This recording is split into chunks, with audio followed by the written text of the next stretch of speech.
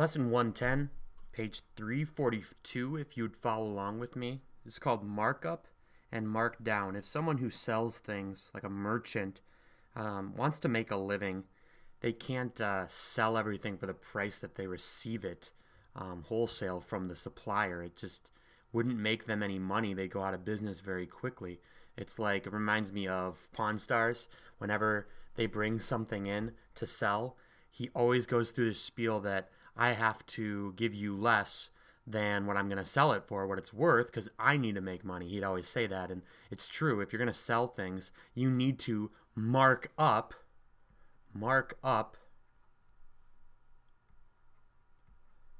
what you're selling, or else you'll never be able to stay in business. You have to make a profit. So, on example 110.1, it says Mr. Franklin bought new dresses for $40 each. So they were $40 per dress. And he had to mark them up so that he wouldn't go out of business. He needs to make a profit. He marked them up 150%.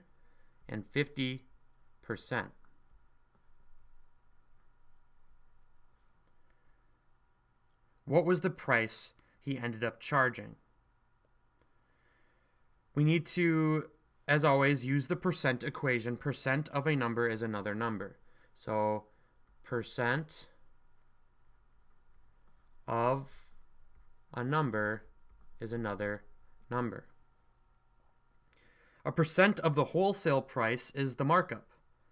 A percent of the price he received it for is the amount he marked it up.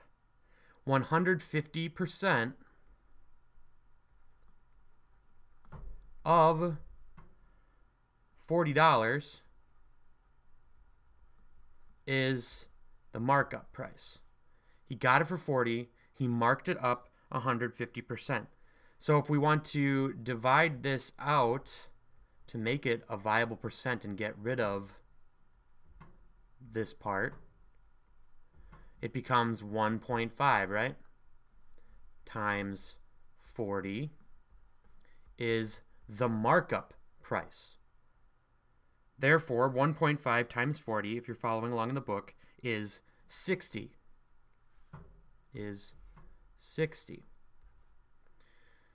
What is 60? The final price? No. 60 is the markup. 60 plus what is our answer?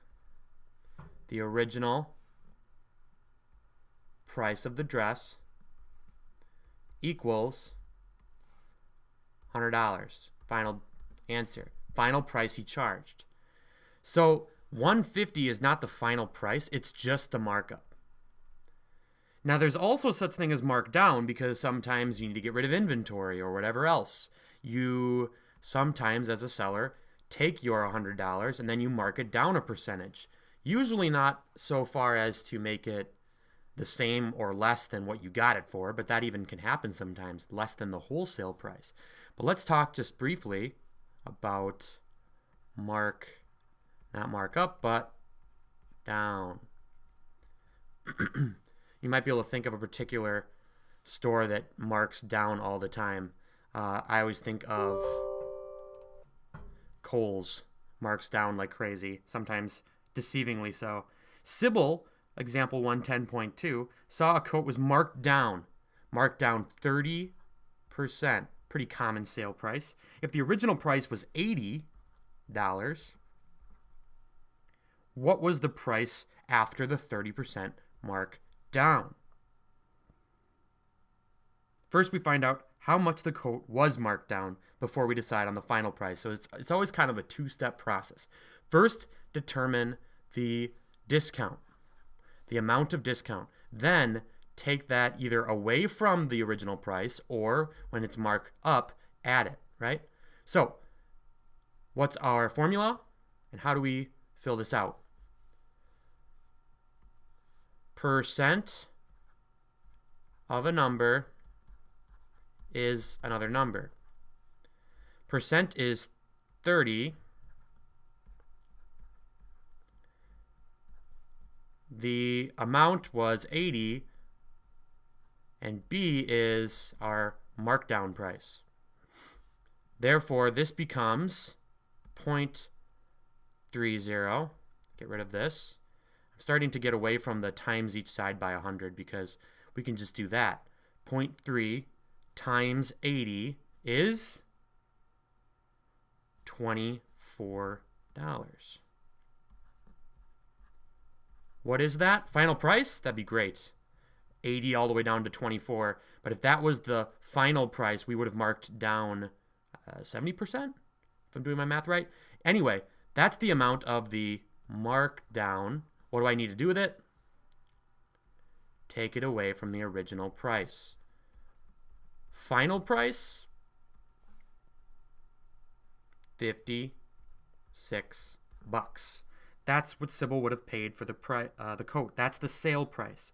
Example 110.3, let's just double check if it doesn't give us anything new we should keep in mind. Sale price of a ring was $120 for a ring. It had been marked down 40%. Marked down.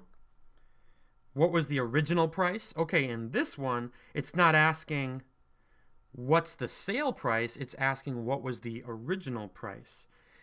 So this would be deceiving to write it this way. It's $120 marked down 40%.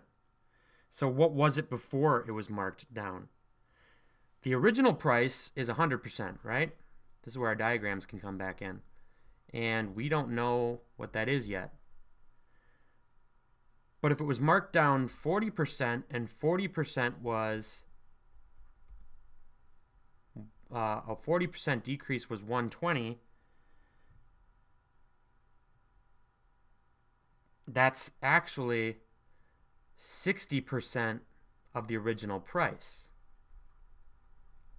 It was marked down 40%, 60% of the price was 120. So can you start to figure out how this is 40 then?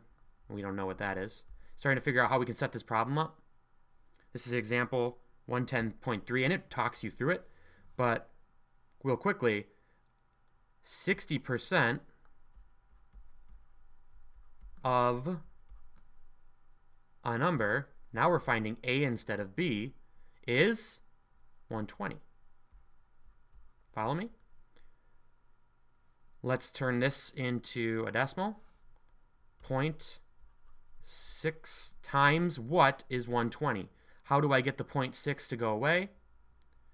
Divide both sides by 0.6. And what's 120 divided by 6/10? It's actually going to get bigger, which is what we want because A is supposed to be a bigger number. Final answer, and if you want more details, it's in the book. The original price was $200, and that makes sense. If we look at what the question was, it's saying this is the sale price.